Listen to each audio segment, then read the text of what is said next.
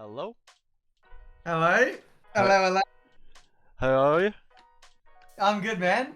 How are you? Yeah, not too bad. Just another day. Just another day. Good stuff, man. So we're streaming on Twitch now. Just for the audience, would you like to introduce yourself? So I am Lucas Blakeley, and I pretend to drive cars very quick. I'm not joking. I'm a Formula One esports driver. So Awesome, man. Thank you very much for taking the time out to teach me to get good. nah, no problem at all. It's my pleasure. It's good fun. So yeah, just trying to get the logistics sorted with like getting the stream live, and I've mistimed everything as typically I'm very organised. So Oh, I've mistimed it as well, so apologies about that. nah, no worries at all. It's all good. It's all good. But yeah, hyped. What are we doing today? Yeah. So I got co-op in an hour, 59 Ooh. minutes time. All right. And basically, I just need tips. I need you to teach me to get good. I saw your video with not Lewis Hamilton, Nicholas Hamilton yesterday, and I thought, you know what? I'll have a bit of that, please. So teach me how to get good, please. Yep. I will try and work as many wonders as I can in that 59-minute window that we have at the moment. But yeah, I mean, it's gonna be fun. So Brazil, yeah. Yeah. Right. Okay. At least I'm it's just loading your setup on time trial as well. yeah. I mean, I don't actually know what that setup is. It's probably whatever one's on time trial. It's like you get messages from people on whether it's on like Twitch or like whether it's like a comment. It's like, oh, I used your setup on time trial, and I'm like, I have no idea what that setup is. It's just whoever has the record, we just steal it. So Yeah, yeah. exactly. Yeah. That's amazing. You've got the added benefit of me being extra rusty as well. So Oh, lovely. from your side, well, it's a little bit more work, but you should see a bit more progress than usual, I think. So what have you been up to lately, mate? Yeah, just not massive amounts really. Just trying to focus on what I can really do in the meantime. You know, given that I don't even have a sim rig at the moment, which is kind of yeah, Yeah, not rough. yeah. It's not. There's good sides and bad sides to it though, because like I've not had this long a break from driving on a sim for over like 2.5 years. So it's like Wow. this is me catching up for all the breaks that I didn't get, because like I feel like I was always having too little of a break. So now it's nice to at least refresh myself. And I mean, it's not too bad anyway, because looking forward to this weekend because I'll be racing in the Formula Ford and Scottish Championships, so that should be good fun. Ooh, hello. So That's pretty cool. yeah, I mean that's my main focus at the moment, because I mean I can't do any esports stuff, so I'm super hyped to go racing in a real car. And how long have you not driven F1 for? About 3 weeks. Oh my lord, that's I mean, I guess the that's rust. nothing in comparison to you at the moment. No, but I know what you mean though. With like 3 weeks is like you jump on your first lap and you're like, yeah, I'm washed. Like, you just don't know what you're doing. It feels so weird. This is kind of weird. Like it's one of those moments in life where it's like, back in like, oh man, it was like 2000 and when I was literally like when I was still karting, when I was like much younger, when it was 2013, 2014, I still remember watching your videos when like the F1 2014 came out, and here I am trying to. Well, I mean, I've not actually done any coaching yet, so I mean, I'm being a bit of a fraud at the moment, but it's kind of cool how that works out. Like I was literally watching, whether it was yourself, Arav, Matty on YouTube, like 2013, Way back in the 2014. day, yeah. And it's awesome to see how far the community's sort of grown from then as well. It's really cool. So yeah. Esports has absolutely blown up. You guys are celebrities these days. It's really awesome to see. Last time I Guys checked, are my name's not Jarno Opme. I mean, Jarno's the celebrity. But no, I don't say that in a bad way. I mean, it's just when you look at Jarno's followers, he's like huge. So, and fair play to him because he's worked hard for it. Oh yeah, yeah. Nothing like that happens. From luck. It's hard work.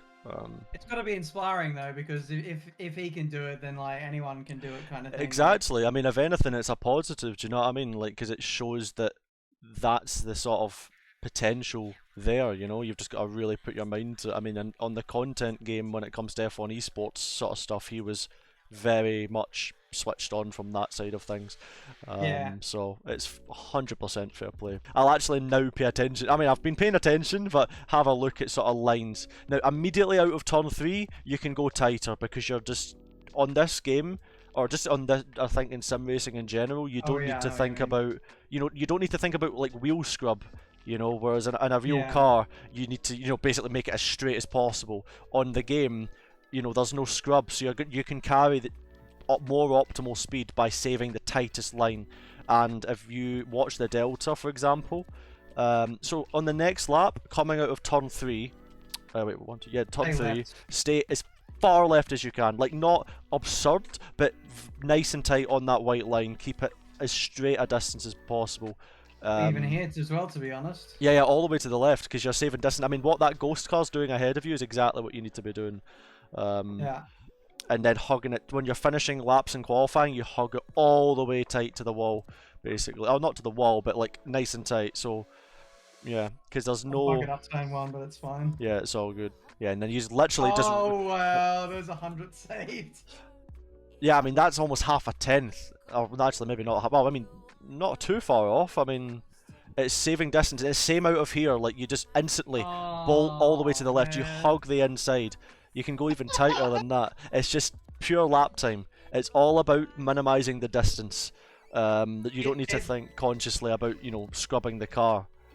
Yeah, it looks ugly and it almost feels ugly, but it's not ugly on the time. Yeah, that's the thing though. Is like you can do certain things that that feel good to drive, and then you look at the lap time and you're 2/10 off.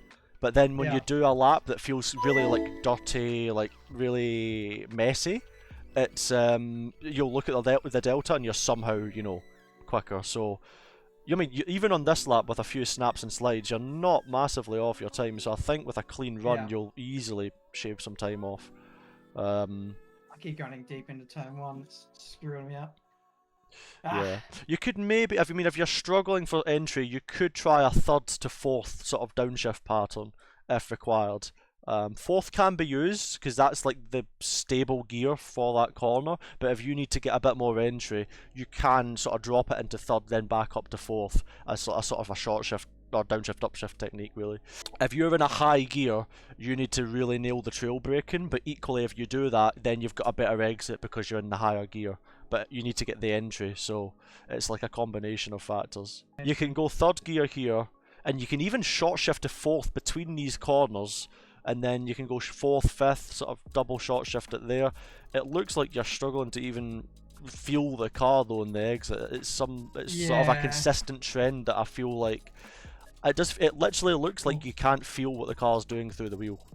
Because I mean, if you had it in such a way you could feel it, it would probably you would be able to you'd be able to predict it though as well. It's not like you're having to react to it instead of predict it, or however way you want to word it, if that makes sense. Yeah.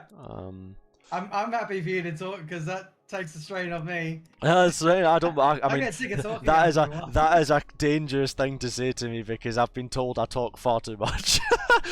So yeah. But anyway, running through this track again, turn 3. It's so important to hold the tightest possible line. For turn 4, you're braking sort of as that tarmac strip on the right hand side. That's your main reference marker. Turn 4 is really difficult because the inside curb you can use so much, but equally if you don't get it right, you're just going to understeer. Like it's a real so that's your reference there. But then this curb here, you can get the car literally basically almost on the grass. You can cut it excessively, not excessively, but a lot, and it helps rotate the car into the corner. But equally, if you get it wrong, it pushes the front end out wide, and then you invalidate here. You're saying the curb itself helps rotate the car? Yeah. So if you, for example, if you have your inside wheels basically on that inner edge of the curb, that helps pull the car in because the curbs on this game are incredibly grabby and rotating. so they're like they're effectively a tool. But the problem with some of the the problem with some of the Kerbs though is they're quite like they can spit you off without any forgiveness. So it's sort of like finding a comfortable rhythm. Fourth gear can be used with a short shift to fifth mid corner if you need to slow the car down more, but equally fifth is more than fine to use. I would hold it in seventh on the entry to this corner. What was I doing? Sixth? Sorry? Was I using sixth? No, eight. Sorry, you were all going up to eighth prior to the corner entry. So like, okay. I would hold it in sixth gear for this corner, but have seventh on entry. Yeah, that makes sense. And yeah, you can use that inside kerb, but even if you don't, you can still make a pretty good line out of it.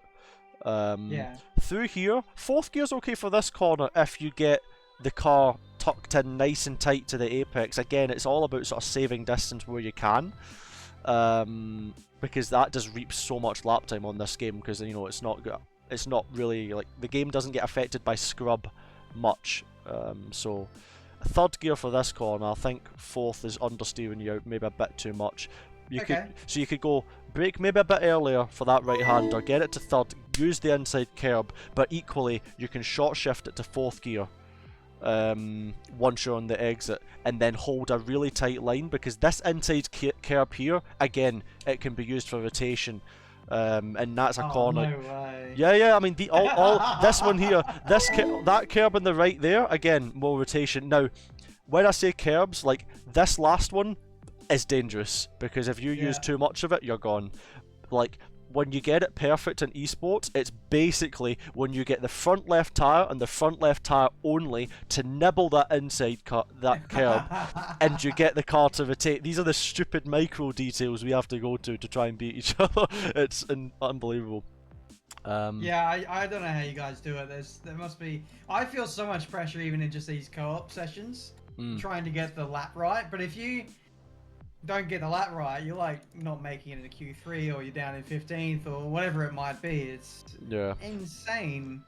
Yeah, the pressure's probably one of I would say well, I think most of the drivers would agree though that the pressure's one of the biggest things about esports. We can all set rapid lap times, don't get me wrong, but trying to deliver a lap when your heart rate's through the roof, you're nervous as hell, you feel borderline sick, equally, it's how, as much as that experience can be extremely difficult to perform, the key can almost be within, the pressure, because, I mean, we're at Brazil there's a perfect example as well with that kerb being a bit lethal, but with Brazil, I got in sort of a zone where, and I did it a few other times that last season as well, but when the pressure went up, I went faster in Brazil with F1 Esports. And when you get into that mindset, that rhythm, that confidence, because confidence is everything. If you're confident and you know exactly what the car's about to do, it feels like pressure's a gift, because it just makes you go even faster.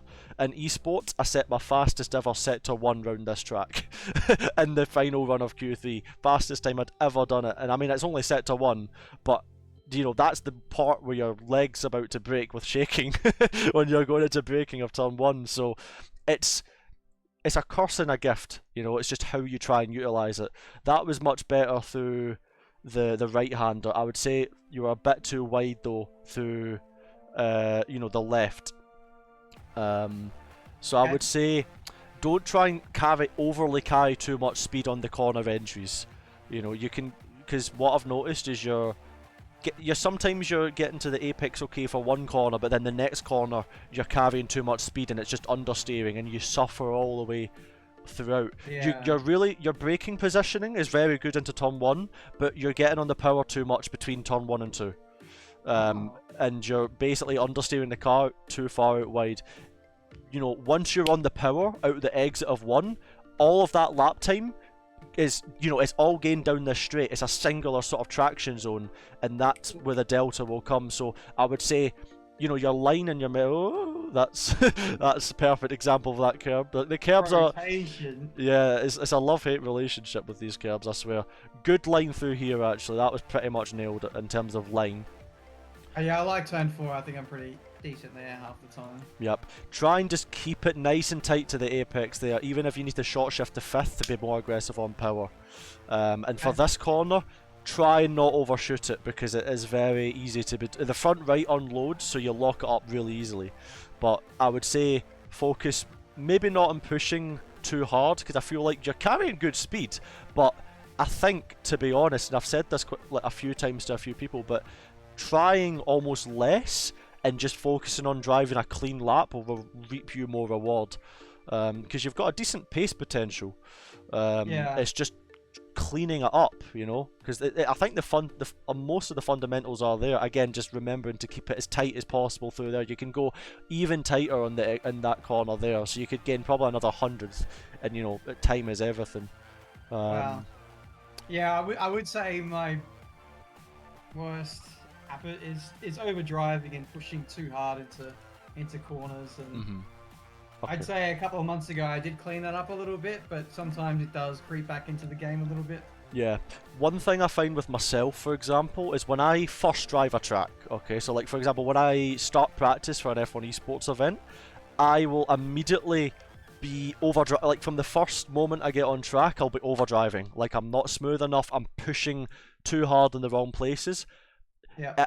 What actually happens is, as basically from the start to the end of preparations, I will be basically trying less, but driving smoother and carrying so much more minimalist driving style. You know, you're not over pushing anything unless it's required for certain areas.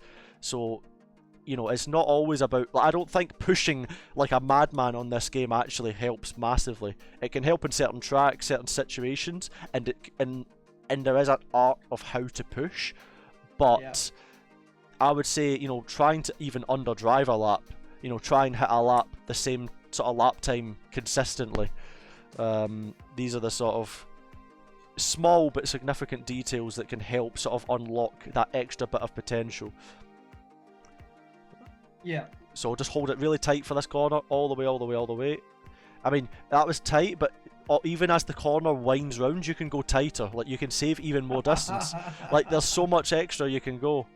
And again, through here, just tight all the way to the left line, literally run along the white line. You're 10th up already just from saving distance, and you've not even maximised it. So it's, you know, that's where these lap times can be unlocked.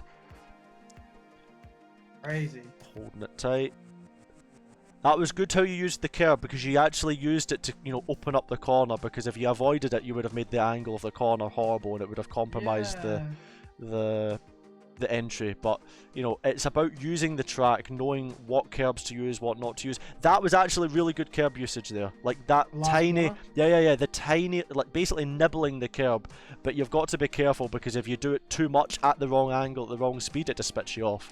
But you know, it's equally something else. But I mean, 106.7. Funny thing, a funny story is, you know how Monza's Kerbs got changed? To be honest, I personally think they're better, in my opinion, because you can't, you don't need to cut them, which I personally prefer. I know not everyone agrees, but for me, I personally prefer it where you have to take the chicane a bit more normally, as such, I guess. But they didn't delete the times from before when you could cut it, so I have the world record and it'll never get beaten. It's like, I got a message from someone who was doing challengers a while back, and it was like, Lucas, please tell me that is not an actual lap time, because he thought there's no way that lap time is possible. But yeah. Yeah, I just want to tell the grandkids. I have this world record that's never getting beaten. Yeah. It's funny though. But so again, between turn 1 and 2, think more of how you set up the exit from the exit of 1.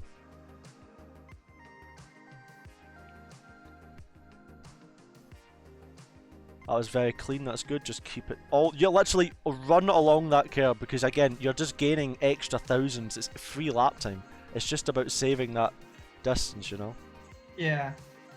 It's helping seeing your... Oh my god, a 10th! Look at that! The beautiful lap time.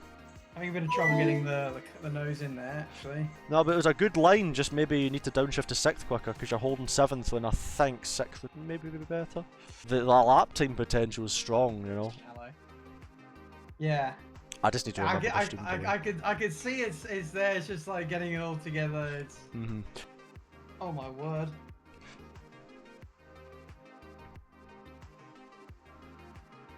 Yeah, yeah. But equally, again, it's always with how do I say, a pinch of salt, because the minute you just take that tiny bit too much, it's instantly, you know, instantly off, as it is with this game.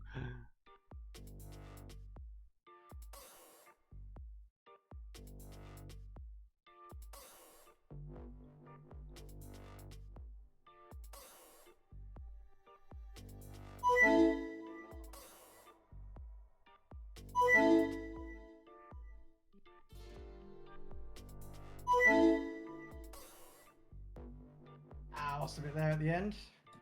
But I mean, mate, honestly, you gained a 10th in one corner. And you know the right-hander before the penultimate 2 left-handers? I need to learn corner numbers, man. But that's where you gained a lot of time. But your lap was clean. You know, you didn't have your best sector 1, but you were cleaner. And from the beginning of the session, you've gained 2/10 of lap time. But remembering that this track isn't a super long lap time. Yeah, you know, like 10th or 2 is a lot. Yeah, like a 10th here is like 2/10 at a different, longer track. Slowing down the downshifts and getting a good trail braking, crucially as well, that was very strong through there, is also very useful in that regard.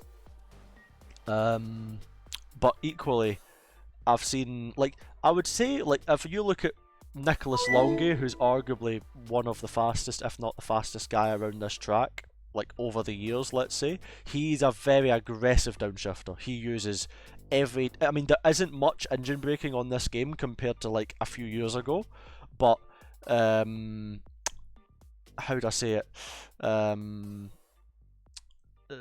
You can still, like, it's also how you sort of set up the way the exit is as well, with double upshifting and all these sort of tiny techniques. So there's so many different ways to do it as you're literally about to put yourself into the 0.5s. Yes! But yeah, I mean, the one thing I've also said a few times, and I think I said this to Nick as well, is there's no one correct answer, if that makes sense. Like, so much is down to personal style, but there are like core fundamental things you need to do